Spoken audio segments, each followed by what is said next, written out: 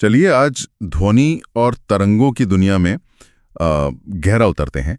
हमारे पास जो सोर्सेज हैं वो हमें इसकी बुनियादी बातों से लेकर कुछ ऐसी टेक्नोलॉजी तक ले जाते हैं जो मतलब सीधे साइंस फिक्शन से निकली लगती हैं। हाँ, ये कमाल का सफर होने वाला है।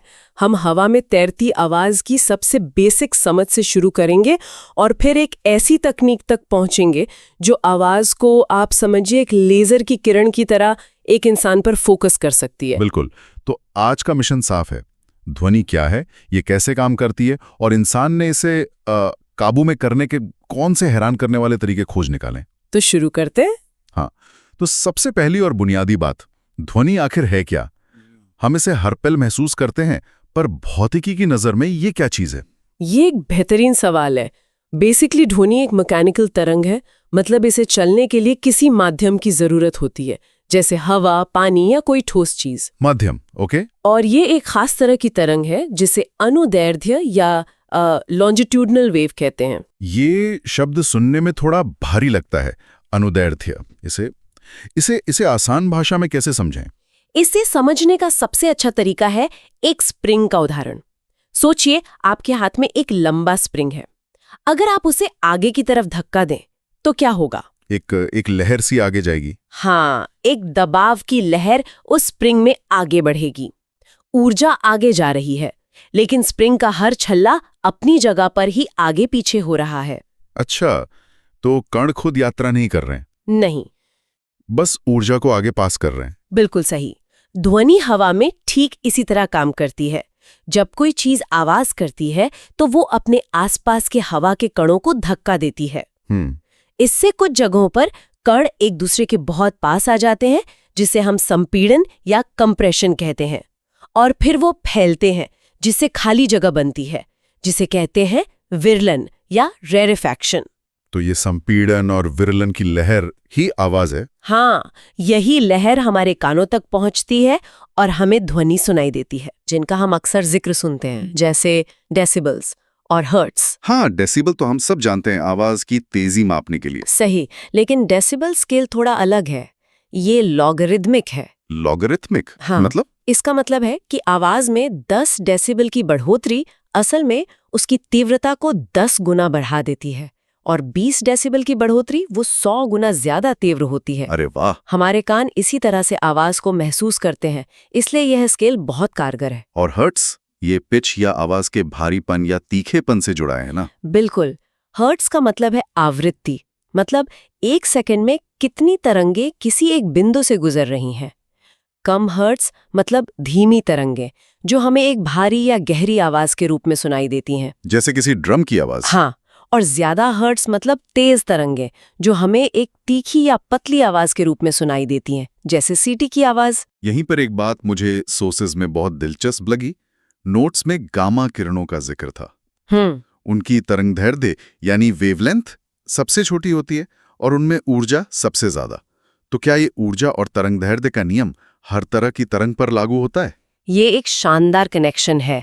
हाँ, बिल्कुल, ये भौतिकी का एक सार्वभौमिक नियम है। तरंगदैर्ध्य जितनी छोटी होगी, आवृत्ति उतनी ही ज्यादा होगी, और ऊर्जा भी उतनी ही ज्यादा होगी। एग्जैक्टली।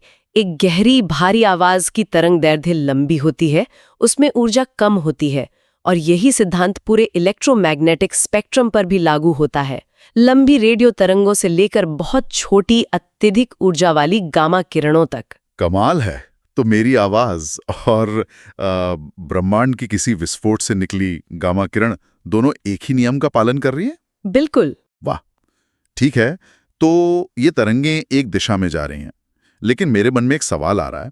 अगर मैं दरवाजे के बाहर खड़ा हूं तो मुझे अंदर की आवाज सीधी रेखा में ना होते हुए भी सुनाई देती है। ऐसा क्यों है? ये एक बहुत आम और जरूरी सवाल है। इसका जवाब एक घटना में छिपा है, जिसे विवर्तन या डिफ्रैक्शन कहते हैं। डिफ्रैक्शन? हाँ, ध्वनि तरंगे प्रकाश की तरह सख्ती से सीधी रेखा में नहीं चलती। जब वे किसी रुकावट जैसे दरवाजे का किनारा या किसी दीवार के कोने से टकराती हैं, तो वे उस किनारे पर मुड़कर फैल जाती हैं। अच्छा, इसीलिए हम कोनों के आर पार देख नहीं सकते पर सुन सकते हैं। एकदम सही। प्रकाश की तरंगदैर्ध्य बहुत बहुत छोटी होती है, इसलिए वो बहुत कम मुड़ता है, लेकिन ध्वनि की तरंगदैर्ध्य बड़ी होती है, इसलिए वो आसानी से मुड़ जाती है और रुकावटों के पीछे तक पहुंच जाती है। ठीक है, तो विवर्तन हमें कोनों के आसपास सुनने में मदद करता है, लेकिन मुझे याद है कि एक भीड़ भरे कमरे में किसी से बात करना कितना मुश्किल होता है।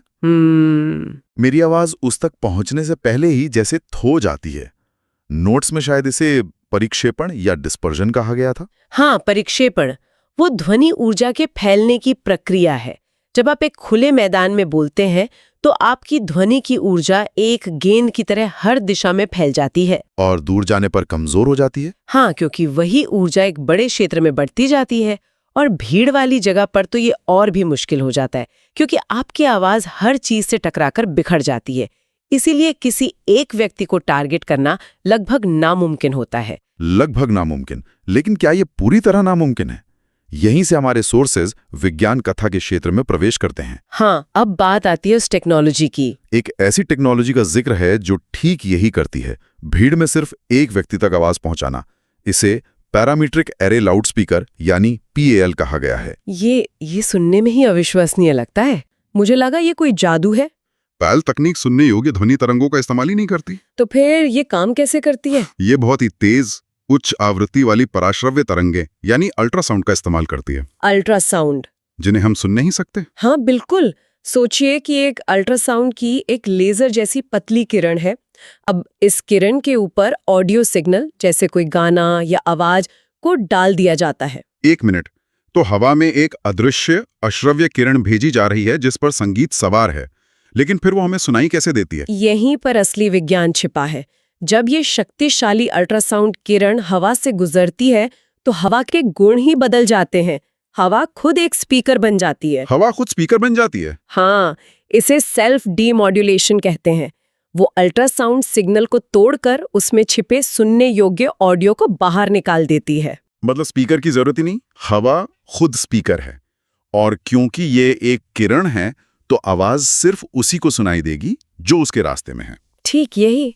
अगर आप उस किरण से एक कदम भी दाएं या बाएं हो जाएं तो आपको पूरी तरह खामोशी सुनाई देगी। ये एक वर्चुअल हेडफोन की तरह है, बिना कोई हेडफोन पहने। ये तो हैरान करने वाला है। और दूसरी तकनीक श्रव्य एन्क्लेव यानी AE भी कुछ ऐसी ही है। AE का सिद्धांत थोड़ा अलग और शायद और भी ज्यादा अनोखा है। इसमें एक नहीं बल्कि दो अलग अलग अल्ट्रासाउंड किरणें इस्तेमाल होती हैं। 2 किरणें? हाँ, दोनों की आवृत्तियां थोड़ी अलग अलग होती हैं और दोनों को अलग अलग दिशाओं से एक ही बिंदु पर केंद्रित किया जाता है। अच्छा। जिस जगह ये दोनों किरणें आपस में टकराती हैं, सिर्फ उसी एक छोटे से बिंदु पर उनके मिलने से एक सुनने योग्य ध्वनि का बुलबुला बन जाता है। उस बुलबुले के बाहर कुछ भी सुनाई नहीं देता। तो आप हवा में कहीं भी एक ऑडियो जोन बना सकते हैं। इसके इस्तेमाल की तो मतलब कोई सीमा ही नहीं होगी। मैं संग्रहालयों के बारे में सोच रहा हूँ। बिल्कुल। आप एक पेंटिंग के सामने खड़े हो और सिर्फ आपको उसकी कहानी सुनाई दे, या किसी सुपरमार्केट में या एयरपोर्ट पर सिर्फ गेट नंबर 5 के यात्रियों को कोई संदेश सुनाया जा सकता है, बिना पूरे टर्मिनल में शोर किए। इससे ध्वनि प्रदूषण कम होगा और हर अनुभव ज्यादा व्यक्तिगत हो जाएगा। हमने ध्वनि का इस्तेमाल लोगों तक जानकारी पहुंचाने के लिए किया, लेकिन इन नोट्स में ध्वनि के एक और बहुत ही अलग इस्तेमाल का जिक्र है, नीचे से ऊपर देखने के लिए, हमारे वायुमंडल को समझने के लिए। हाँ, सोडार। सोडार, इसका पूरा नाम है सोनिक डिटेक्शन एंड रेंजिंग। ये असल में आसमान का सोनार है। जैसे जहाज समुद्र की गहराई नापने के लिए ध्वनि तरंगे भेजते हैं, वैसे ही सोडार जमीन से आसमान की तरफ ध्वनि की छोटी छोटी पल्स भेजता है। हाँ, और फिर ये उन तरंगों के वापस आने का इंतजार करता है, उनकी गूंज सुनता है। लेकिन यहाँ सबसे जरूरी चीज है डॉपलर शिफ्ट का विश्लेषण करना। Doppler shift? जब ध्वनि किसी चलती हुई चीज से टकराकर लौटती है तो उसकी आवृत्ति बदल जाती है। इसी बदलाव को मापकर SODAR बहुत सटीकता से बता सकता है कि अलग-अलग ऊंचाइयों पर हवा किस गति से और किस दिशा में बह रही है। तो ये हमें हमारे सिर के ऊपर की हवा का एक पूरा 3D नक्शा दे सकता है। इसका असल दुनिया में क्या उपयोग है, मौसम की भविष्यवाणी के अलावा? इसके बहुत महत्वपूर्ण उपयोग हैं। पवन ऊर्जा के लिए ये बेहद जरूरी है। पवन चक्कियां लगाने से पहले ये जानना होता है कि 100 मीटर की ऊंचाई पर हवा का व्यवहार कैसा है, ताकि टरबाइनों से ज्यादा बिजली पैदा की जा सके। बिल्कुल। और वायु प्रदूषण की निगरानी के लिए भी ये बहुत काम का है। ये हमें बताता है कि किसी फैक्ट्री से निकला धुआं हवा में कैसे फैलेगा। तो हम ध्वनि तरंगों का इस्तेमाल करके अपने ही वायुमंडल में ऊपर देख रहे हैं। ये दिलचस्प है क्योंकि स्रोतों में ये भी बताया गया है कि ब्रह्मांड को समझने के लिए हमें ऐसी तरंगों की जरूरत पड़ती है जो ध्वनि से बिल्कुल अलग हों। ऐसा क्यों है? ये एक बहुत ही महत्वपूर्ण सवाल है जो हमें ध्वनि की सबसे बड़ी सीमा की ओर ले जाता है। और वो क्या है? जैसा हमने शुरू में कहा था, ध्वनि एक मैकेनिकल तरंग है। इसे चलने के लिए कणों की जरूरत होती है, लेकिन अंतरिक्ष तो ज्यादातर खाली है, एक निर्वात है। वहां तो कोई कहानी नहीं है। सही। इसीलिए अंतरिक्ष में अगर कोई कितना भी बड़ा धमाका हो, हमें उसकी आवाज कभी सुनाई नहीं देगी। तो फिर हम ब्रह्मांड को सुनते या देखते कैसे हैं? यहाँ प्रकाश और गुरुत्वाकर्षण तरंगों की भूमिका आती है। बिल्कुल। प्रकाश, जो एक विद्युत चुंबकीय तरंग है, उसे किसी माध्यम की जरूरत नहीं होती।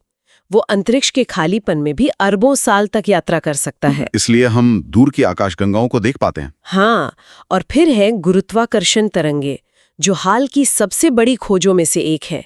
ये तरंगे पदार्थ में नहीं, बल्कि अंतरिक्ष समय के ताने बाने में ही उठने वाली लहरें हैं। अंतरिक्ष समय में लहरें, ये तो सुनने में ही बहुत गहरा लगता है। हाँ, जब ब्रह्मांड में बहुत बड़ी घटनाएं होती हैं, जैसे दो ब्लैक होल का आपस में मिलना, तो वे अपने आसपास के अंतरिक्ष समय को हिला देती हैं, जैसे पानी में पत्थर फेंकने से लहरें बनती हैं। और ये लहरें पूरे ब्रह्मांड में फैल जाती हैं। बिल्कुल। और इन गुरुत्वाकर्षण तरंगों को पकड़कर हम उन घटनाओं के बारे में जान सकते हैं जिन्हें हम प्रकाश से भी नहीं देख सकते। तो एक तरह से ये सभी तरंगे, ध्वनि, प्रकाश, गुरुत्वाकर्षण, ब्रह्मांड की कहानी बताने वाले अलग-अलग संदेशवाहक हैं। आपने इसे बहुत खूबसूरती से कहा। आजकल खगोल विज्ञान में मल्टी मैसेंजर एस्ट्रोनॉमी का यही विचार है। जब हम किसी एक ही घटना को अलग अलग तरीकों से देखते हैं, तो हमें उसकी एक ऐसी पूरी और गहरी तस्वीर मिलती है जो किसी एक तरीके से कभी नहीं मिल सकती थी। तो आज हमने ध्वनि के संपीड़न और विरलन की बुनियादी समझ से लेकर एक लेजर जैसी ध्वनि किरण तक का सफर तय किया, और फिर हमने ध्वनि का इस्तेमाल करके आसमान का नक्शा भी बनाया। इस सब का मतलब क्या निकलता है? इसका मतलब ये है कि ध्वनि सिर्फ वो नहीं है जो हम सुनते हैं। ये एक शक्तिशाली उपकरण है, ये एक भौतिक घटना है जिसके गुणों को समझकर हम अपनी दुनिया को अविश्वसनीय तरीकों से बदल सकते हैं। ध्वनि को समझना हमें अपने आसपास की दुनिया को नए तरीकों से देखने और सुनने की शक्ति देता है। और अंत में श्रोताओं के सोचने के लिए एक विचार छोड़ जाते हैं। हमने बात की कि कैसे व्यक्तिगत ऑडियो जोन बनाए जा सकते हैं। अगर ये तकनीक आम हो जाए, हर जगह हो, तो क्या होगा? क्या भविष्य में हम सड़क पर चलेंगे और हमें ऐसे विज्ञापन सुनाई देंगे जो सिर्फ हमारे लिए लक्षित होंगे? या फिर अगर हम इसका सकारात्मक पक्ष देखें, तो क्या डॉक्टर इसी तकनीक का इस्तेमाल शरीर के अंदर बहुत गहरे और सटीक ऑपरेशन करने के लिए कर सकते हैं? मतलब केंद्रित अल्ट्रासाउंड तरंगों से ट्यूमर को नष्ट करना। तकनीक वही है, पर उसका इस्तेमाल हमारे भविष्य को अच्छे और बुरे दोनों तरीकों से आकार दे सकता है।